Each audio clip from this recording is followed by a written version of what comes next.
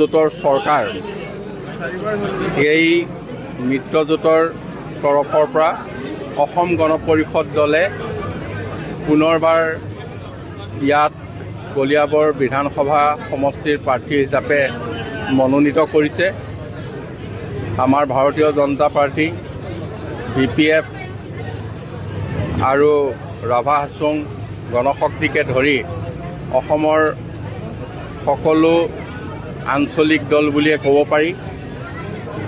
আৰু ভাৰতীয় জনতা পাৰ্টিৰ নেতৃত্বত যিখন মিত্ৰজোঁট, সেই মিত্ৰজোঁট NDAৰ প্ৰাৰ্থী হিচাপে অসম গণ পৰিষদৰ মনোনীত প্ৰাৰ্থী হিচাপে এই আমাৰ কলিয়াবৰৰ আহিব লগা 26ৰ নিৰ্বাচনত প্ৰাৰ্থী হিচাপে মনোনীত হৈছে। আৰু আজি কলিয়াবৰলৈ ঘূৰি অহাৰ সময়ত আমাৰ ৰাইজৰ আইসকলৰ বন্ধু বান্ধৱীসকলৰ যি বিপুল উৎসাহ, উদ্দীপনা আৰু মৰম চেনেহ যাচিলে, ইয়াৰ বাবে মই চিৰকৃতজ্ঞ আৰু চিৰঋণী হৈ থাকিলোঁ। কলিয়াবৰৰ যি ৰাজনীতিতকৈ কলিয়াবৰত আমি সমাজ নীতিৰ মাজতে ইমান দিন ৰাজনীতি বৰ্তি আছে। সমাজত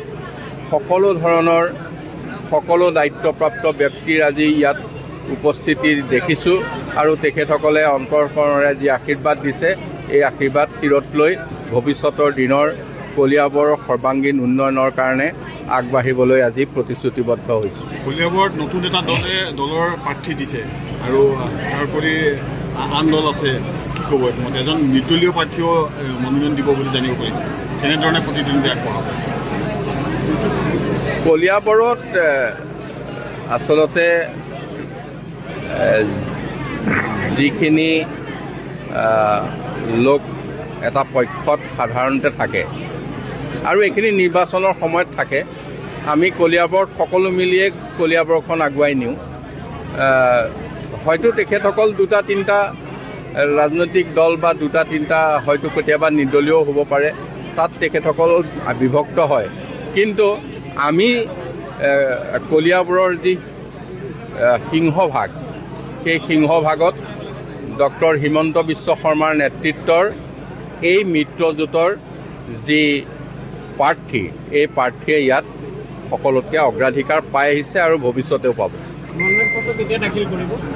মনোনয়ন পত্ৰ আমাৰ দলে ঠিক কৰিছে, অহা 23 তাৰিখে মনোনয়ন পত্ৰ দাখিল কৰাৰ সিদ্ধান্ত লৈছোঁ। আমাৰ মাননীয় মুখ্যমন্ত্ৰী ডাঙৰীয়া সেইদিনা আমাক শুভেচ্ছা আশীৰ্বাদ প্ৰদান কৰিবলৈ কলিয়াবৰত আহি উপস্থিত হ'ব।